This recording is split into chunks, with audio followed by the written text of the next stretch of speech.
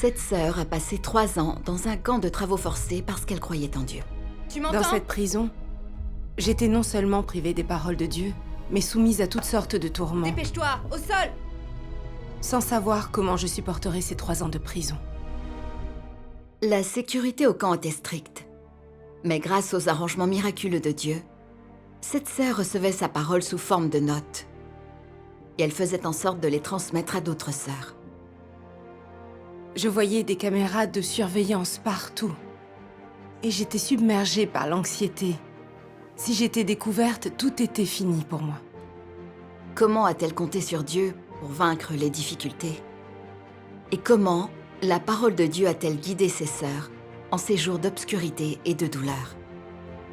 J'ai véritablement compris et vécu ces paroles de Dieu. Ce que Dieu fait, c'est de convertir les paroles en foi, en amour et en vie.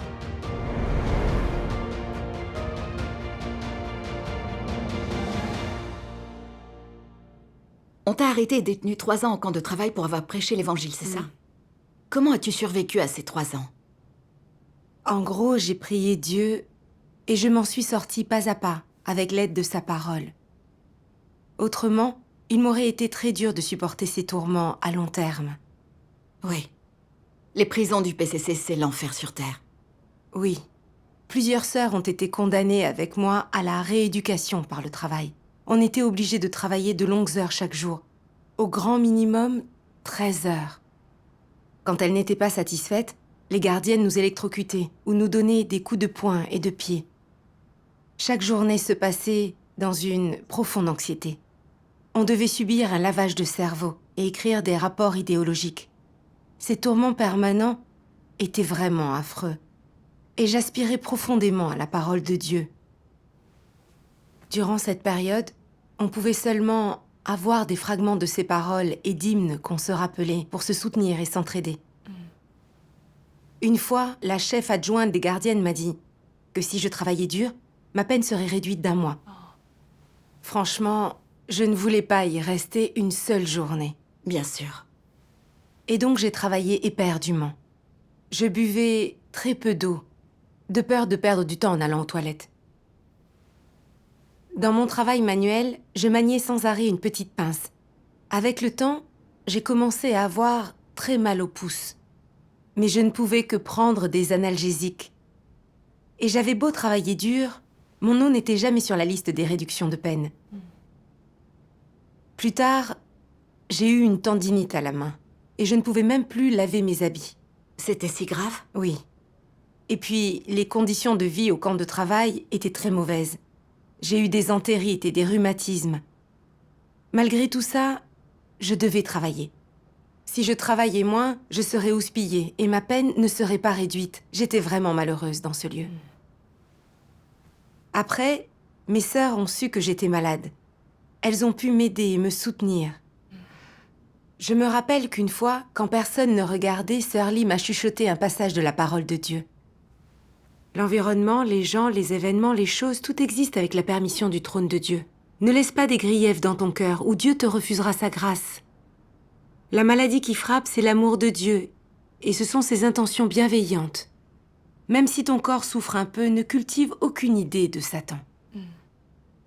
Ces paroles de Dieu ont été comme un réveil. C'est vrai, Dieu m'avait laissé tomber malade. Vivre malheureuse et déprimée du fait de la maladie, ce n'était pas du tout obéir à Dieu. Oui. J'ai songé combien j'avais travaillé dur pendant cette période, en ne voulant que quitter cet environnement. Alors que Dieu m'avait permis que je sois arrêtée et mise là, donc je devais vivre ça. Exact. Dieu seul allait décider quand je pourrais partir. Mais j'avais toujours mes propres plans et mes exigences, si bien que Satan pouvait m'utiliser. Le grand dragon rouge utilise toujours ses mensonges pour tromper les gens et leur nuire. Comment avais-je pu croire à ces mensonges? Ayant pris conscience de ça, je n'ai plus tenté d'agir à ma façon. J'ai renoncé à mes plans et à mes exigences. Et j'ai laissé Dieu décider quand je pourrais sortir. Les paroles de Dieu peuvent vraiment aider au bon moment. Oui. J'ai entendu dire que tu as aussi répandu sa parole dans le camp de travail. Comment en es-tu arrivé à le faire à cet endroit? C'est parce qu'à l'époque, on se souvenait très peu des paroles de Dieu. Restant si longtemps dans un endroit aussi pénible et déprimant, sans l'approvisionnement de ces paroles, je me sentais vraiment malheureuse et faible. Je songeais souvent qu'avant d'être arrêtée, je pouvais lire ces paroles quand je le souhaitais, comprendre la vérité dans ces paroles, trouver un chemin de pratique et la lumière pour me libérer dans mon cœur. Mais dans cette prison, non seulement je ne les avais plus, mais je subissais toutes sortes de tourments. Et j'ignorais comment j'allais supporter ces 3 ans de prison. À l'époque, mes sœurs étaient toutes dans le même état. Je me souviens qu'un soir, juste après la fin du travail, une sœur m'a chuchoté à l'oreille. « C'est trop pénible d'être ici, et je ne sais pas comment supporter ça. Si seulement je pouvais lire la parole de Dieu. Je regrette bien de ne pas en avoir lu plus avant.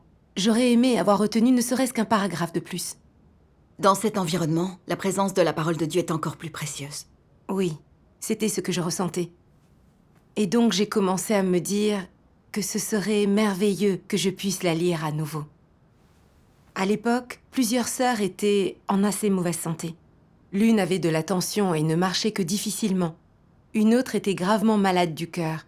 Et sœur Zhao, malgré un grave diabète, devait travailler tous les jours. À l'époque, j'espérais surtout qu'on aurait pu tout avoir la parole de Dieu, qui seul peut donner de la confiance et de la force et nous guider à travers les difficultés. Alors c'est à partir de ce moment-là que tu as cherché à obtenir la parole de Dieu. Oui. Une nuit, en priant au lit, je me suis soudain souvenu qu'il y avait 2 sœurs qui travaillaient dans la salle des visites. Elles étaient souvent en contact avec des visiteurs. Elles avaient sans doute la parole de Dieu. Mais je ne savais pas comment les contacter. Et puis, de façon inattendue, Dieu m'a donné un moyen. Un jour, la chef des gardiennes est venue me voir, me demander si je voulais être préposée. Être préposé? Les préposés servent les gardiens. Des choses comme laver leur linge, faire la cuisine, leur chambre et autres sales boulots, ce sont elles qui le font. Ça semble être des corvées. En effet. Donc au début, je n'avais pas envie de le faire. Parce que ce serait plus fatigant que mes tâches d'atelier qu'il était déjà assez. Surtout quand on sert les gardiens, on est réprimandé si on ne le fait pas assez bien. Oui. Un jour, une de mes sœurs, voyant que j'étais de mauvaise humeur, est venue m'en parler. Elle m'a dit « Les bonnes intentions de Dieu sont en tout. Tu dois donc chercher sa volonté. » En l'entendant, je me suis dit « Mais oui, c'est vrai. Pourquoi je ne pense qu'à ce que je ressens, au lieu de chercher sa volonté ? Étant préposée, je pourrais travailler à l'extérieur. Ainsi, j'aurais une chance de rencontrer les sœurs dans la salle des visites. N'est-ce pas un chemin que Dieu ouvre pour moi ? Et je pourrais aussi aller et venir librement. Je pourrais couvrir mes sœurs quand elles échangent dans la cellule et faire face aux gardiens s'il arrivait quelque chose. N'est-ce pas une bonne chose ? Si. Et puis, sur les 200 détenus de mon unité, 4 seulement pouvaient être sélectionnés.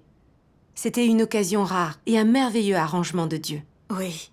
Et donc tu as accepté de le faire. Mais avant même que j'entre en contact avec les 2 sœurs dans la salle des visites, l'une d'entre nous a reçu la parole de Dieu. Un soir, je venais juste de m'allonger. Une jeune sœur s'est agenouillée et m'a chuchoté à l'oreille qu'elle avait mis dans l'atelier une lettre que des frères et sœurs à l'extérieur nous avaient écrite. J'ai été si contente que je n'ai pas réussi à m'endormir. Tu étais surexcitée, hein? Oui. Le lendemain, quand je suis arrivée à l'atelier, la jeune sœur a très discrètement sorti la lettre. La feuille était large comme ça.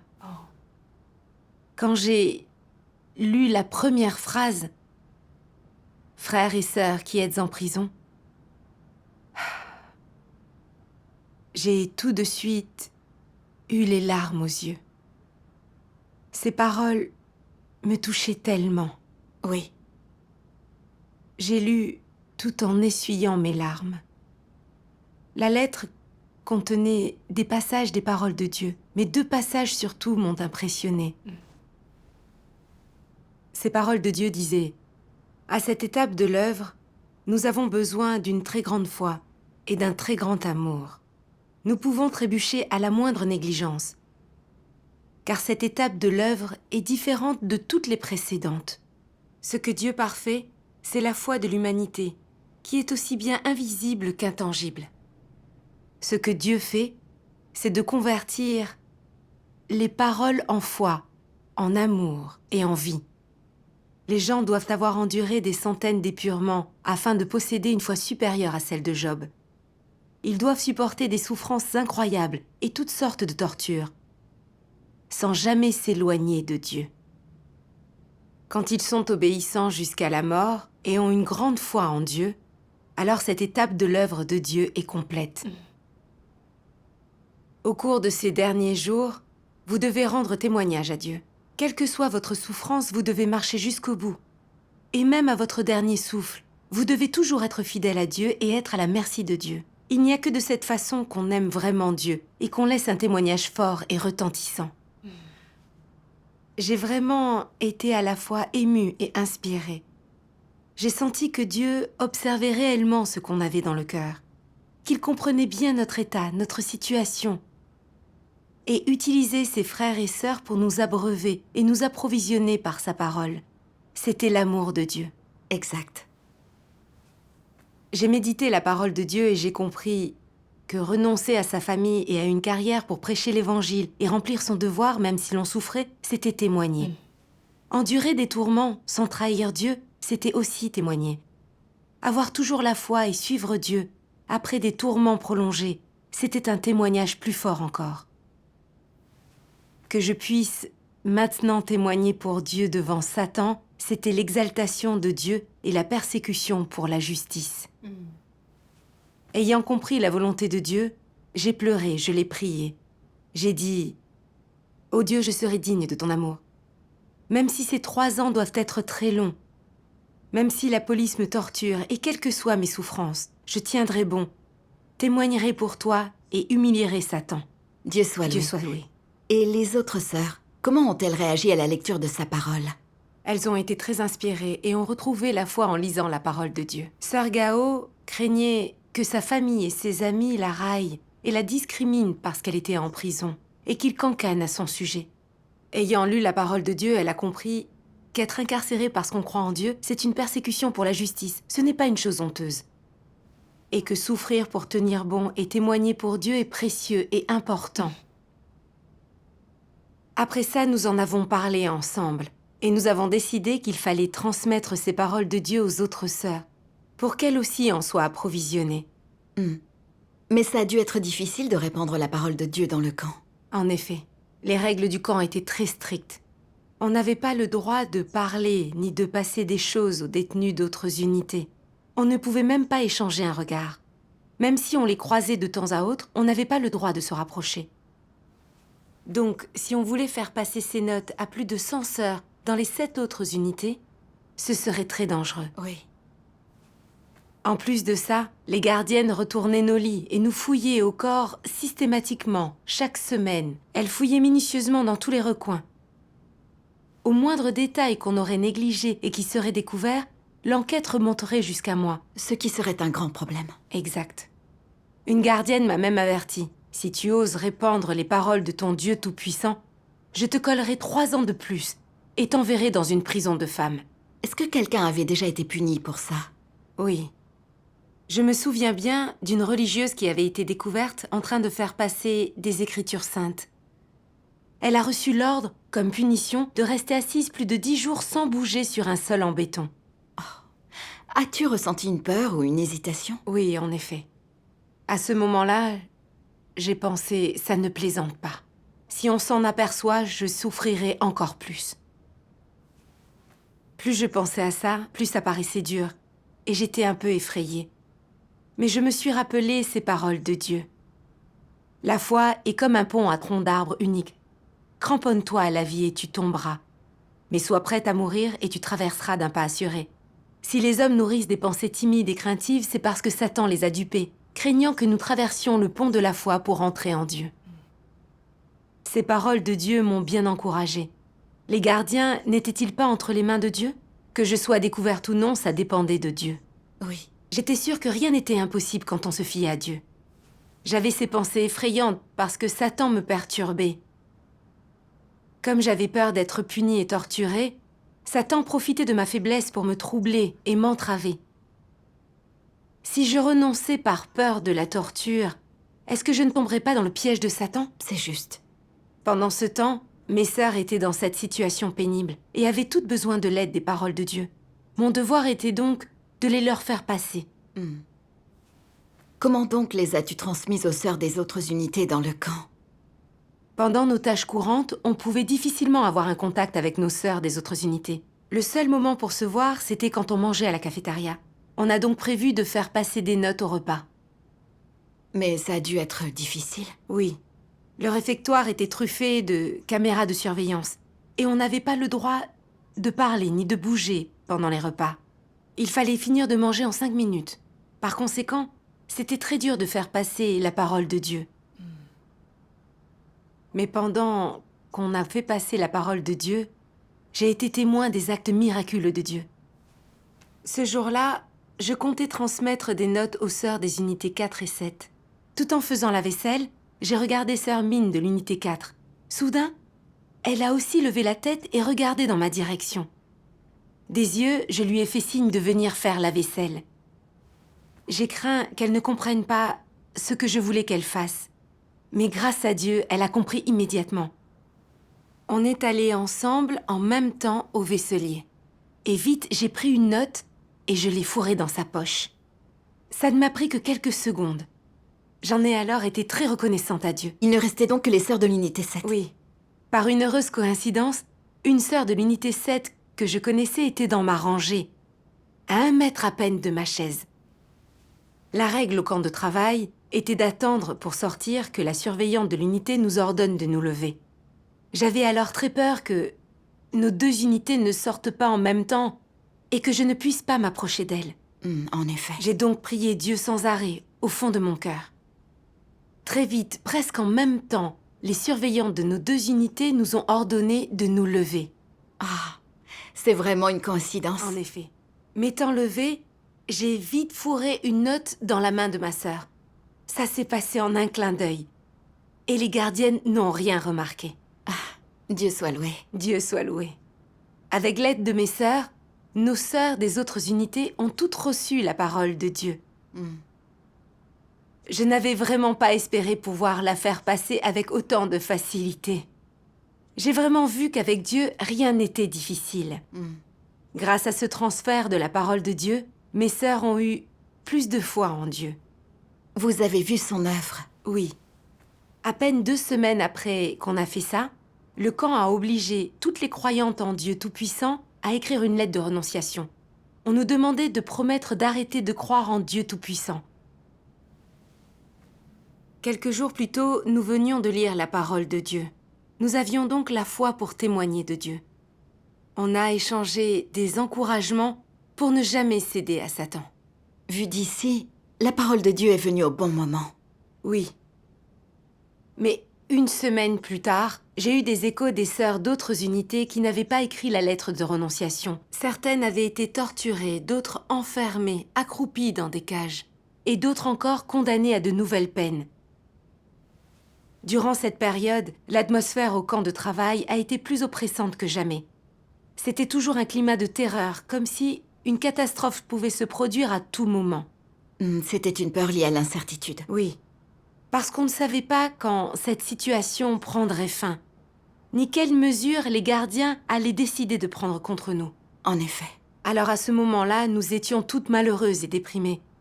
On ne pouvait que continuer à prier Dieu de nous ouvrir un chemin.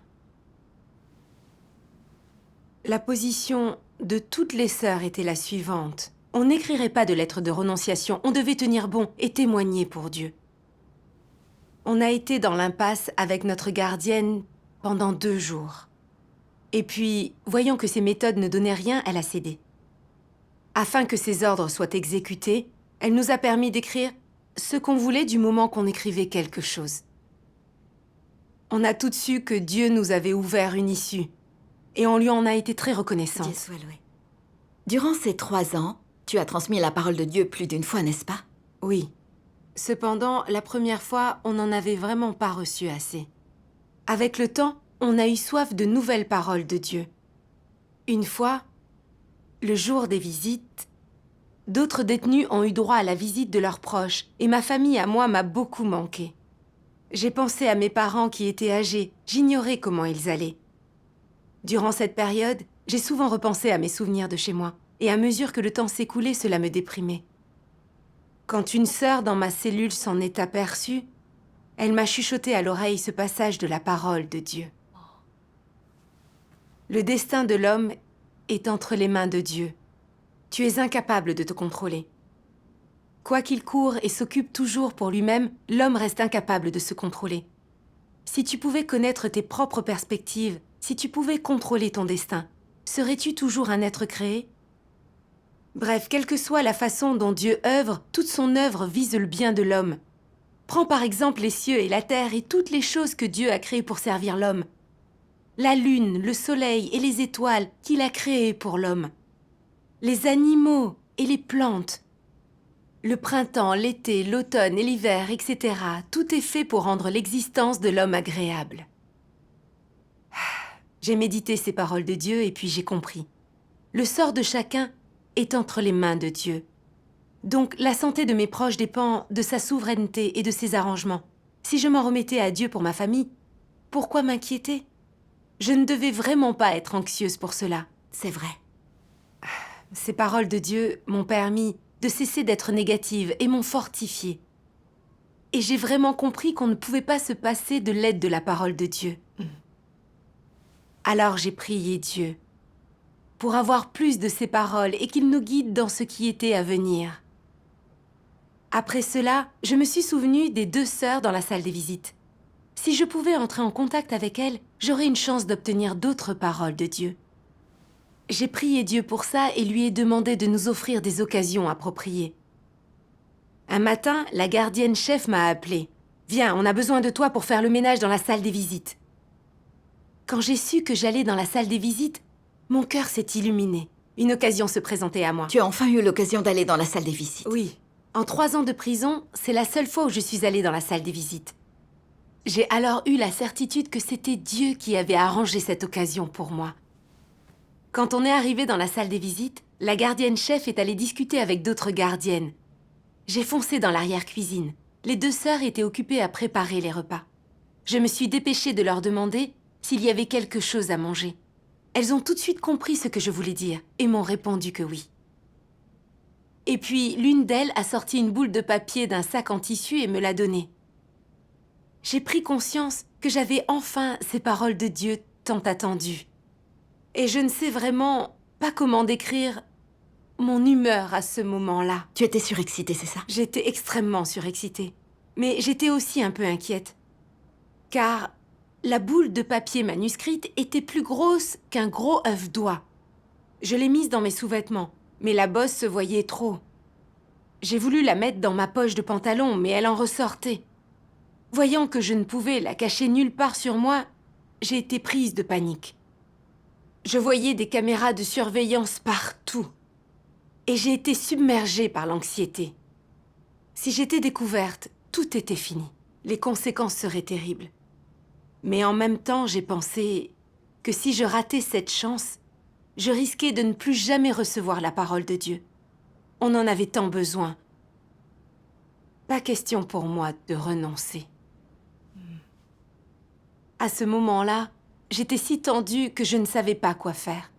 Et soudain, j'ai très clairement pensé à cette phrase des paroles de Dieu. « Ne crains pas, le Dieu Tout-Puissant des armées sera sûrement avec toi. Il vous soutient et il est votre bouclier. » Dieu était souverain sur toute chose. De lui dépendait que je sois ou non découverte. Oui, Avec l'appui et l'aide de Dieu, qu'avais-je à craindre ? exact. Ayant compris cela, j'ai réussi à me calmer complètement. Hmm. J'ai pensé aux frères et sœurs qui transportaient des livres de la parole de Dieu. Même sous la surveillance étroite du grand dragon rouge, ils arrivaient à transmettre tous ces livres de la parole de Dieu aux frères et sœurs. Ne se fiaient-ils pas eux aussi à Dieu pour vivre de telles situations ? Si. J'ai pensé, si je me fie à Dieu, il m'ouvrira aussi un chemin. À cette pensée, je n'ai pas hésité plus longtemps et j'ai pris la décision de rapporter ces paroles de Dieu. J'ai donc fourré à nouveau la boule de papier dans mes sous-vêtements. J'ai écarté mon chemisier de ma poitrine et je me suis légèrement penchée en avant, si bien que le gonflement n'était plus visible. J'ai alors pensé, je dois d'abord apporter les paroles de Dieu à l'atelier, puis revenir ensuite faire le ménage. Je me souviens bien que la porte pour aller à l'atelier était gardée par la chef de section Zhang. J'avais un lien avec elle, car elle me demandait de faire pour elle des petits boulots. À ce moment-là, j'ai clairement compris que c'était là le chemin que Dieu avait ouvert pour moi. Je suis donc allée vers le bureau de la chef Zhang. Et là, je lui ai dit tout bas, « Chef Zhang, j'ai mes règles, j'aimerais remonter là-haut un instant. » Dès qu'elle a compris que je voulais remonter seule, son visage s'est fermé. Elle m'a dit, « Non, fais-toi reconduire par la gardienne qui t'a amenée. Où est ta gardienne ?» Elle a cherché autour de nous notre gardienne. J'ai senti que les choses allaient mal tourner et j'ai été stressée. Si la gardienne venait me reconduire, tout était fini. Elle était particulièrement sévère avec les détenus. Si elle apprenait que je voulais repartir, non seulement elle ne serait pas d'accord, mais elle vérifierait si j'avais réellement mes règles. Si elle trouvait les paroles de Dieu sur moi, elle pourrait me battre à mort. Oui. À ce moment-là, j'en ai eu la gorge serrée. Je ne pouvais plus m'arrêter d'implorer et prier Dieu. À cet instant précis, je me suis rappelé que j'avais fait des sacs en tissu pour la chef de section Zhang quelques jours plus tôt. Je lui ai vite demandé, « Chef Zhang, êtes-vous contente des sacs en tissu que je vous ai faits? N'hésitez pas à me demander ce que vous voulez. » En entendant cela, elle s'est tout de suite détendue quelque peu. J'ai compris clairement que Dieu m'ouvrait un chemin. Je lui ai dit, « Chef Zhang, ne vous inquiétez pas, je reviens tout de suite. » Elle n'a rien répondu et je suis montée en vitesse. Je me suis rappelé qu'il y avait une porte métallique à franchir pour gagner l'atelier. Selon le règlement, cette porte devait être verrouillée. Mais je n'avais plus l'énergie mentale de m'en préoccuper. Et je n'avais pas trop peur non plus. Parce qu'en même temps, je voyais bien que Dieu était avec moi et qu'il me guidait pas à pas. Oui. Arrivée devant la porte en métal, j'ai eu la surprise de la voir déverrouillée. Et de l'autre côté, il n'y avait aucune gardienne dans le couloir. En moi-même, j'ai remercié Dieu encore et encore. J'ai foncé à l'atelier pour donner à ma sœur la parole de Dieu. Et j'ai eu l'impression d'avoir enfin posé l'énorme rocher que je portais. Dans tout, Dieu nous ouvre vraiment un chemin. Oui. J'ai pensé à ce que l'Éternel Dieu avait dit à Josué. « Fortifie-toi et prends courage. Ne t'effraie point et ne t'épouvante point. Car l'Éternel, ton Dieu, est avec toi dans tout ce que tu entreprendras. » C'est vrai. Dieu est le Créateur. Tous les êtres et les choses sont entre ses mains. Et tous les gens, les événements et les choses servent son œuvre. Cette expérience m'a permis de constater ses actes merveilleux et de vraiment voir que son autorité était au-dessus de tout. Oui. Rétrospectivement, j'ai vu que Dieu a rangé les choses judicieusement à chaque étape. Il était difficile pour les détenus d'entrer en contact avec la chef de section Zhang. Sur plus de 1000 détenus, c'était à moi qu'elle avait demandé de travailler pour elle. C'était Dieu qui m'avait préparé tout cela. Exact. La gardienne chef, qui nous surveillait absolument tout le temps, ne me surveillait pas cette fois-là. Et même la porte en métal, habituellement verrouillée, ne l'était pas cette fois-là. Cette fois, rien n'était comme d'habitude. C'est comme le dit la Bible. Le cœur du roi est un courant d'eau dans la main de l'Éternel. Il l'incline partout où il veut. Ces paroles sont tellement vraies. Je n'ai pas pu m'empêcher de louer le pouvoir de Dieu. Dieu soit loué. Dieu soit loué. Donc cette fois, tu as dû recevoir beaucoup de paroles de Dieu. 3 autres chapitres de la parole de Dieu. Vous devriez considérer vos actions. Dieu est la source de la vie de l'homme, les soupirs du Tout-Puissant, et des dizaines d'hymnes. Dans une telle situation, nous avions soif de spiritualité. C'était merveilleux de voir les paroles de Dieu. Mais ça faisait surtout du bien de lire ce passage. Grâce à ces pensées, tout dans ce monde change rapidement sous le regard du Tout-Puissant. Des événements dont l'homme n'a jamais entendu parler peuvent soudainement se produire, tandis que les choses que l'humanité possède depuis longtemps peuvent être amenées à disparaître à son insu. Personne ne peut concevoir où se trouve le Tout-Puissant, et il est encore moins possible pour qui que ce soit de ressentir la transcendance, et la grandeur de sa force de vie. Il est transcendant dans le sens où il perçoit ce que les hommes ne voient pas. Il est grand dans le sens où c'est lui qui est rejeté par l'humanité, et pourtant il la sauve. Il sait quel est le sens de la vie et de la mort, et il connaît encore mieux les lois de l'existence que l'humanité qui est créée devrait suivre. Il est la base dont dépend l'existence humaine, et il est le Rédempteur qui ressuscite à nouveau l'humanité. Il alourdit les cœurs heureux par la tristesse et allège les cœurs tristes par la joie, tout cela pour le bien de son œuvre et de son plan. Le Tout-Puissant est miséricordieux envers ces personnes qui ont profondément souffert. D'un autre côté, il en a assez de celles qui n'ont aucune conscience, car il a dû attendre trop longtemps la réponse de l'humanité. Il souhaite chercher ton cœur et ton esprit pour t'apporter de l'eau et de la nourriture, mais aussi t'éveiller afin que tu ne sois plus assoiffé ni affamé. Quand tu es là et que tu commences à ressentir quelque peu la sombre désolation de ce monde, ne sois pas perdu, ne pleure pas. Dieu Tout-Puissant, le gardien, accueillera ton arrivée à tout moment. Il monte la garde à tes côtés, attendant que tu te retournes. Il attend le jour où tu retrouveras tout à coup la mémoire. Tu t'apercevras que tu viens de Dieu, mais que tu as perdu ta direction à un moment donné. Tu t'es écarté du droit chemin à un moment donné et tu as gagné un Père à un moment donné. En outre, tu réaliseras que le Tout-Puissant est là depuis le début, montant la garde et attendant ton retour depuis très très longtemps. Il surveille avec une soif désespérée, attendant une réaction sans obtenir de réponse. Sa surveillance et son attente n'ont pas de prix, et elles sont pour le bien du cœur et de l'esprit humain. Peut-être cette surveillance et cette attente sont-elles infinies, ou peut-être ont-elles une fin, mais c'est à toi de savoir exactement où en sont maintenant ton cœur et ton esprit. À la lecture de ces paroles de Dieu, plusieurs sœurs ont éclaté en sanglots. Dans ces paroles, nous avons senti l'amour et la grâce de Dieu pour l'humanité. Dieu seul se soucie vraiment de nous, de notre avenir et de notre destin. Qui d'autre a un si grand amour? Exactement.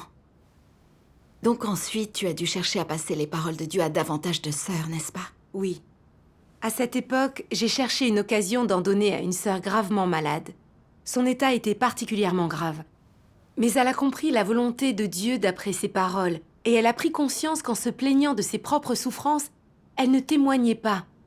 Et ça faisait mal au cœur de Dieu. Elle a eu des regrets et a cherché à voir la volonté de Dieu dans sa maladie, et à témoigner pour réconforter le cœur de Dieu. Obtenir la parole de Dieu a été très encourageant pour tout le monde. Oui. J'ai aussi été très émue, surtout quand j'ai lu cette partie de la parole de Dieu. Dès lors que tu viens au monde en poussant ton premier cri, tu commences à accomplir ton devoir. Pour le plan de Dieu et pour son ordination, tu assumes ton rôle et tu commences ton voyage dans la vie. Quels que soient tes antécédents et quel que soit le voyage qui t'attend, personne ne peut échapper à l'orchestration et aux arrangements que le ciel a préparés, et aucun de nous n'a le contrôle de sa propre destinée, car seul celui qui domine sur toutes les choses est capable d'une telle œuvre. Depuis le jour où l'homme est entré dans l'existence, Dieu a toujours réalisé son œuvre de cette façon, en gérant cet univers et en contrôlant les règles de changement de toutes les choses ainsi que les chemins qu'elles empruntent. Comme toutes les autres choses, l'homme est nourri discrètement et inconsciemment par la douceur, la pluie et la rosée de Dieu. Comme toutes les autres choses, l'homme vit inconsciemment sous l'orchestration de la main de Dieu. Le cœur et l'esprit de l'homme sont tenus dans la main de Dieu et toute sa vie est contemplée par les yeux de Dieu. Peu importe que tu y crois ou non, toutes les choses, qu'elles soient vivantes ou mortes, évolueront, changeront, se renouvelleront et disparaîtront conformément aux pensées de Dieu. C'est de cette manière que Dieu préside sur toutes les choses. En méditant cette parole de Dieu, je n'ai pas pu m'empêcher de verser des larmes. J'ai songé à la préférence de ma famille pour les fils. J'avais souffert de ma solitude et de cette discrimination. Ensuite, j'avais vécu 2 mariages ratés. Et j'avais tenté plusieurs fois de me suicider. Je me suis dit, dans le vaste océan de l'humanité, c'est moi que Dieu a choisi de faire entrer dans sa maison. Maintenant, je comprends que j'ai survécu parce qu'il m'a protégée. Il a une commission pour moi. Et j'ai une mission dans la vie et un rôle à jouer. Oui. J'ai délaissé ma famille pour prêcher l'Évangile. On m'a arrêtée et emprisonnée au camp de travail et je suis devenue préposée. Tout ça, c'est Dieu qui l'a permis. J'ai la possibilité de répandre ici la parole de Dieu et je peux aider et soutenir ces sœurs. C'est à moi que Dieu donne ce fardeau. Et c'est ma mission. Oui. Quand j'ai pensé à ces choses, j'ai senti une chaleur dans mon cœur. Je me suis trouvée chanceuse de pouvoir suivre Dieu Tout-Puissant, accomplir les devoirs d'un être créé, faire l'expérience de l'œuvre de Dieu et voir ses actes merveilleux. J'ai vraiment été bénie. Oui. Je savais que Dieu était avec moi, à mes côtés. Dieu est le souverain de mon destin. Que pourrais-je demander d'autre? En pensant à ça, je n'ai plus trouvé si pénible d'être dans ce camp de travail. Et je ne me suis plus sentie seule. Dieu soit loué. Dieu soit loué. On a échangé sur la volonté de Dieu et on a toutes été inspirées par son amour. On a ressenti une profonde gratitude. Et notre détermination à témoigner pour Dieu n'a fait que croître. Après, on a vite copié la parole de Dieu. Pour pouvoir la donner à plus de sœurs. Bien. J'ai profité de ma tâche en salle pour veiller sur mes sœurs, pour qu'elles copient la parole de Dieu sans s'inquiéter. Et certaines écrivaient jusqu'à minuit. L'autre détenue de corvée qui était avec moi ne s'en est pas du tout mêlée. Elle a fait semblant de ne rien voir. C'était bien les arrangements de Dieu. Oui. Donc, en l'espace de 3 jours, on a copié la parole de Dieu sans incident. Et très vite, on l'a transmise à des dizaines d'autres sœurs. Ces jours-là, alors que les sœurs partageaient et échangeaient sur la parole de Dieu, on s'est toutes encouragées et on a trouvé la foi pour témoigner de Dieu dans cet environnement difficile. Dieu soit loué. Grâce soit rendue à Dieu. Je revois chaque instant du processus de diffusion de la parole de Dieu au camp de travail. Je sais que je ne les oublierai jamais. Grâce à ces expériences concrètes, j'ai fait l'expérience des actes miraculeux de Dieu. J'ai été témoin de son autorité, de sa toute-puissance et de sa sagesse. Et j'ai vraiment ressenti que sa parole était ce qui donne la force dans la vie. Oui. Chaque fois que j'y repense, je suis très émue et inspirée. Et je remercie Dieu et je le loue du fond du cœur. Grâce soit rendue à Dieu.